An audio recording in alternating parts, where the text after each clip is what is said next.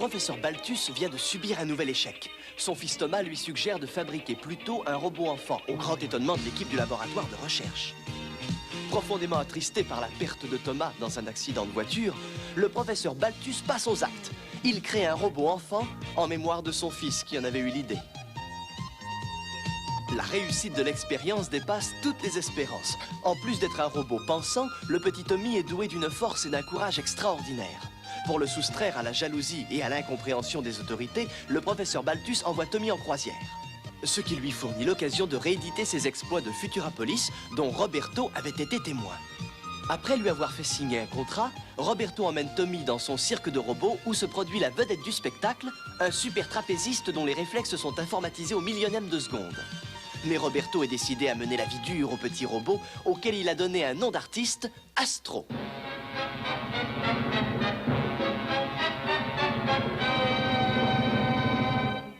Alors, petit Minus, on finit sa nuit au lieu de travailler. Il faut frotter plus énergiquement, sinon ce tir au robot ne reluira pas comme je le désire. Mets-y de l'huile de coude. Est-ce que le nouveau venu accomplit bien les tâches qui lui sont fixées? Oui, il est justement en train d'astiquer le lion blanc. Hein? Quel lion blanc? Nous n'avons pas de lion blanc dans le cirque. Mais qu'est-ce que c'est que ça? Le foudroyant m'a dit de faire reluire cet animal. Le tigre n'a plus de rayures, je sens que des têtes vont tomber. Vous voulez celle-là?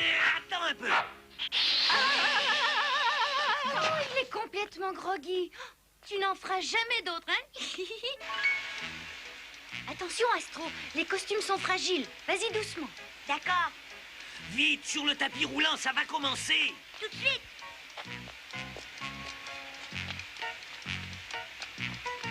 Regarde-moi ça, la jupe est toute travers. Il sait vraiment rien faire. Ah là là. Ça va les amuser. Tout le monde sur le tapis roulant. D'accord. Eh oh! Imbécile, les robots, pas moi. Pardon. Fais attention quand même.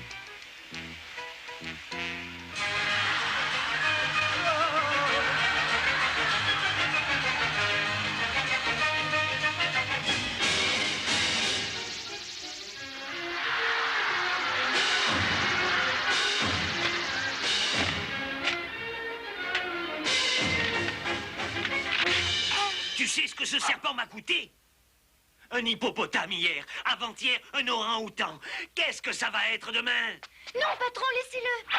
Il fait de son mieux, mais ce n'est pas de sa faute s'il a plus de force que les autres robots. S'il continue comme ça, je vais faire faillite, moi. Je commence à regretter de m'être encombré de ce bon à rien. Je vais te le démonter pièce par pièce, moi. Non, je vais m'occuper de lui. C'est moi qui m'en occuperai s'il commet d'autres bêtises.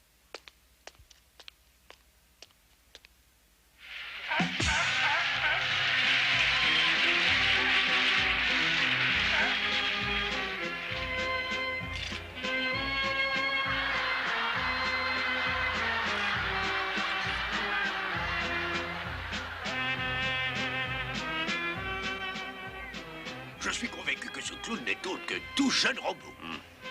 C'est inadmissible. Les robots sont protégés par une convention internationale. Mais il semble qu'on en soit encore à l'âge des cavernes dans ce pays. Oh, dans le mien aussi. À ce propos, qu'est-il advenu de ce docteur Balthus qui avait été victime d'un terrible accident? Ah, il a succombé à ses blessures. Ah, c'est doublement regrettable. Balthus était un savant remarquable. Et d'après ce qu'on m'a dit, il avait réussi à fabriquer un enfant robot formidable. Cela dit, il ne faudrait pas oublier notre conférence.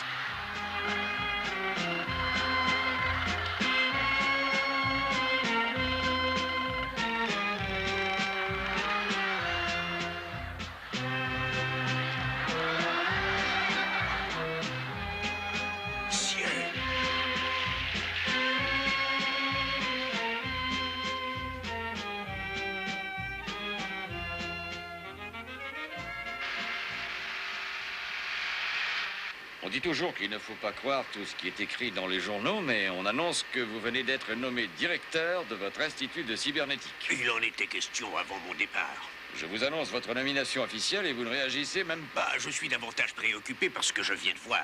Le numéro de cirque? Précisément. J'ai vu ce petit clown quelque part.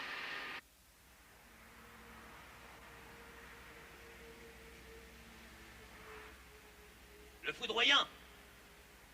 Qu'est-ce que vous faites là? Le public s'impatiente.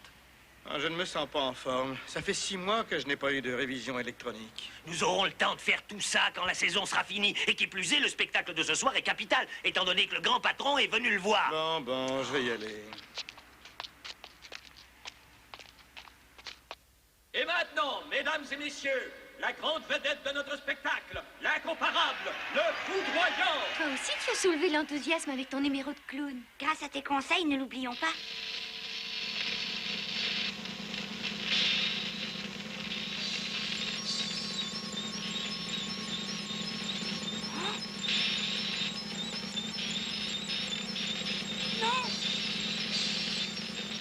Son micro-ordinateur est décalé d'un millième de seconde. Oh! Non, non, le foudroyant!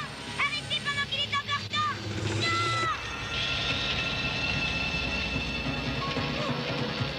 Oh non!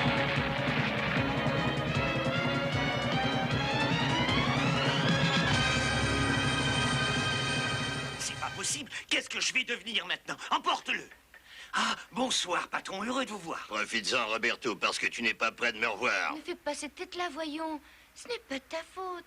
Oh, ça n'aurait pas dû arriver. Si j'avais remarqué la défaillance un instant plus tôt, j'aurais pu éviter cet horrible malheur. Comment ça, rompre notre contrat? Je n'y suis pour rien, moi. Et puis, qu'est-ce que c'est que cette histoire de dommages et intérêts? J'ai investi beaucoup d'argent dans un cirque de robots qui ne vaudra plus rien sans sa principale attraction. Mais j'ai investi mon temps et mon énergie dans ce cirque. Dommage. Excusez-moi, accepteriez-vous de ne pas rompre le contrat si nous trouvions un autre robot pour réaliser ce numéro? Oui, peut-être bien. Mais qui pourrait remplacer le foudroyant? Astro. Comment? Lui? Il le remplacera même très bien. J'aime pas qu'on se fiche de moi. Personne n'oserait se moquer de vous. Il y arrivera avec un bon entraînement. Faut reconnaître qu'avec un moustique comme lui, ça attirerait les foules. Ouais, mais il sera jamais prêt. Je vous donne ma parole qu'Astro sera prêt si vous nous laissez travailler en paix. Inutile de réfléchir pendant 150 ans puisque je suis d'accord. Arrange-toi pour remettre ce fameux numéro au programme si tu ne veux pas te retrouver au chômage. Ah, c'est comme si c'était fait parole de Roberto. Seulement, j'y mets une condition. C'est-à-dire? Quand notre tournée estivale sera terminée, vous laisserez Astro repartir dans son pays. Oui, oui, naturellement. Bon, tout est bien qui finit bien. Salut. À la prochaine. J'ai beau vieillir, j'ai la mémoire des visages. Passez-moi l'Institut de cybernétique. Bonjour, ici l'Institut de cybernétique. Vous désirez? Un petit personnage tenait une grande place dans la vie du docteur Balthus. Pourriez-vous faire sortir quelques photos des archives, s'il vous plaît? Oui, nous avons ce qu'il vous faut. Non, non, pas le fils de Balthus, l'enfant robot. Excusez-nous. C'est ça, oui. Voulez-vous d'autres photographies? Ça suffit, merci.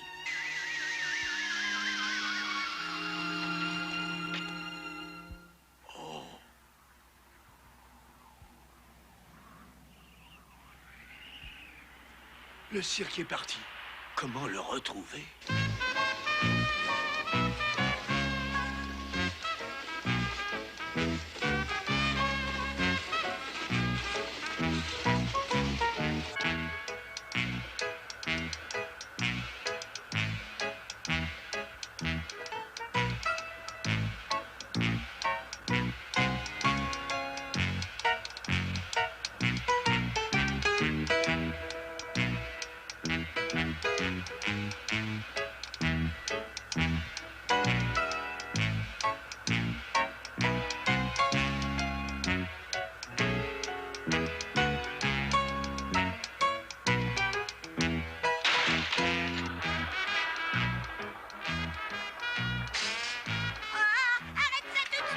Tu ne sautes pas au bon moment. Bon, allez, on recommence. Et calcule bien ton temps.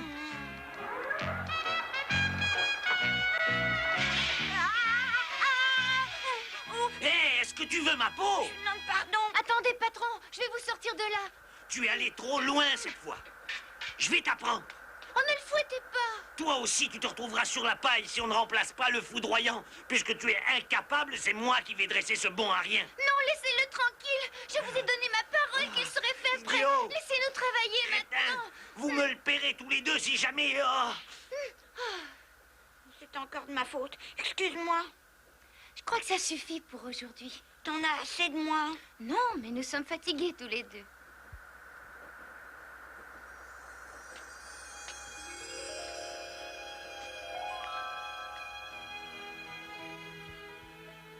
Pourquoi t'es aussi gentille, aussi patiente avec moi? Parce que je t'aime bien. C'est suffisant, n'est-ce pas? C'est bon. Je trouve que les gens sont méchants ou injustes avec nous, les robots. Pourquoi dis-tu cela, Astro? Oh, je parle pas de toi, mais la plupart des gens ne se rendent pas compte que nous aussi, nous avons besoin d'affection. Je le sais depuis le temps que je travaille avec des robots dans ce cirque. Le drame, selon moi, c'est que vous n'avez pas de parents. Nous avons ceux qui nous ont créés quand même. Je sais que c'est pas pareil, mais comme je te l'ai dit, le docteur Balthus était bon pour moi. Tu le reverras dans un mois. Avant cela, il faut que tu tiennes ta promesse. Tu dois rester caché et ne pas essayer de communiquer avec lui. Je sais, mais... Prends patience, Astro. Un mois, c'est vite passé.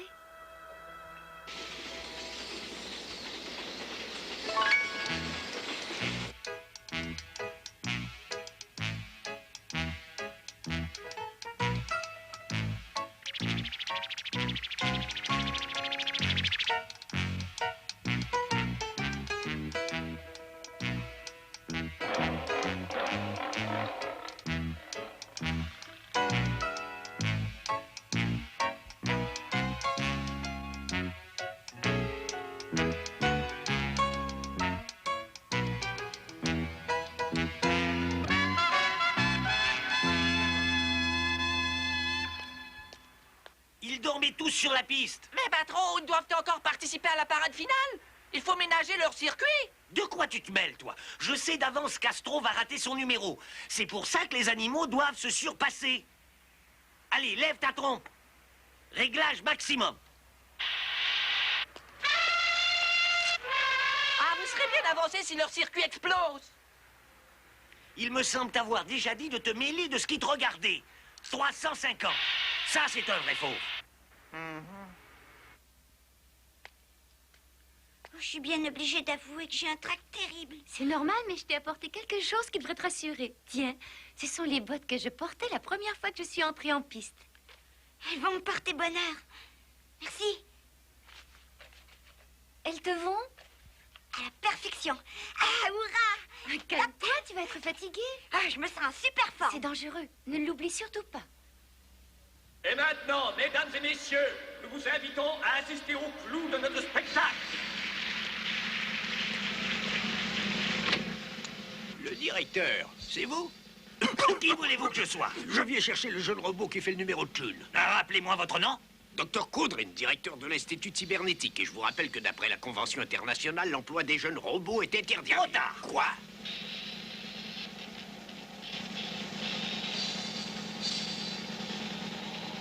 Non! C'est trop dangereux. Il faut absolument l'en empêcher.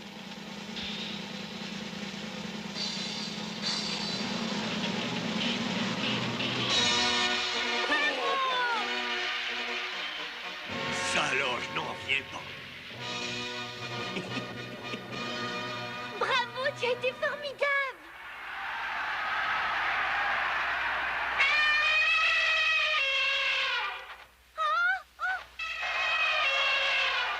Qu'est-ce qui se passe? Ils sont Oh devenus là là, fous. il faut les arrêter.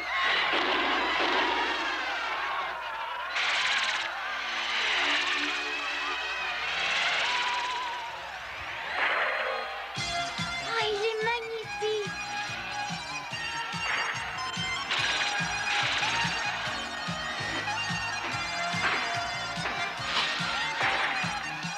Quel numéro formidable. J'ai jamais rien vu de pareil. Ça ne peut être que le robot que Balthus a fait. Paix à votre âme, docteur. Je vais m'en occuper.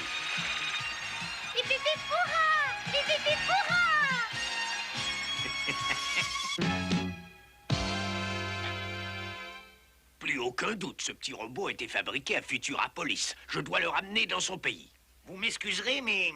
Lisez, ce contrat m'autorise à le garder autant qu'il me plaira. Vous ne pouvez pas le garder éternellement puisque vous avez promis de le renvoyer chez lui quand la saison sera terminée. Les paroles s'envolent, mais les écrits restent, cher ami. Ah, pas de cher ami, pas venant d'un bandit. Comment? Comment oses-tu me traiter de bandit? Je t'ordonne de sortir. Vous ne l'emporterez pas au paradis. Je sors, mais avec lui. Vous violez délibérément la Convention internationale. Je vous jure que vous n'irez pas loin avec votre bout de papier. Ta promesse ne tient plus. À quoi bon te cacher puisque cet homme t'a retrouvé? Tu reverras le docteur Balthus plus tôt que prévu et c'est tant mieux. Excuse-moi, mais pourquoi tu me mesures? Hein? J'ai pas le temps de t'expliquer. Oui, c'est parfait. Lève ton bras pour voir. Il n'y a plus un instant à perdre. Vous ne vous rendez pas compte de ce que ce petit robot représente pour notre pays? C'est une merveille de technique. Le docteur Balthus ne l'a pas créé pour qu'il se retrouve dans un cirque minable. Plus maintenant. C'est pour ça que je tiens à le conserver. Oh, n'abusez pas de ma patience, espèce de malfaiteur! Qu'est-ce que c'est que ce branle-bas? Au secours!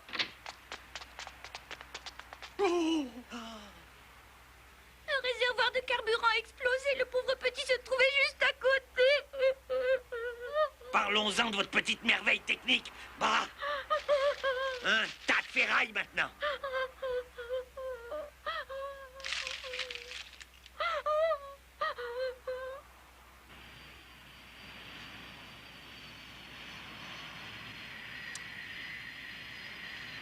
Les voilà. Enfin, bravo, petite.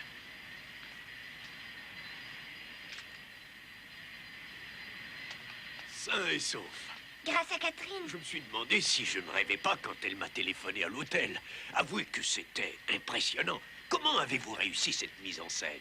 Avec des pièces de robots détruits. Mais vous ne m'avez pas vu faire mon clin d'œil. Cela dit, partez vite avant qu'un employé du cirque vous remarque. Catherine, je te remercie. Je ne suis pas près d'oublier celui qui a réussi le numéro que faisait le foudroyant. À ce propos, il va falloir lui trouver un nom à ce petit. C'est fait. Le docteur Balthus l'a appelé Tommy, mais pour nous, c'est Astro. Oh, le docteur Balthus. Ouais. Bon, enfin, le moment est venu de dire au revoir à Catherine. Astro. Alors, au revoir. Moi non plus, je t'oublierai pas.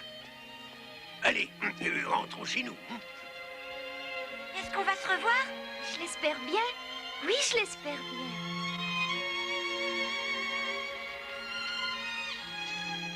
Au revoir, Catherine. Pauvre petit, il va bientôt savoir que le docteur Balthus a succombé à ses blessures. Malgré cela, il faudrait parler de toi.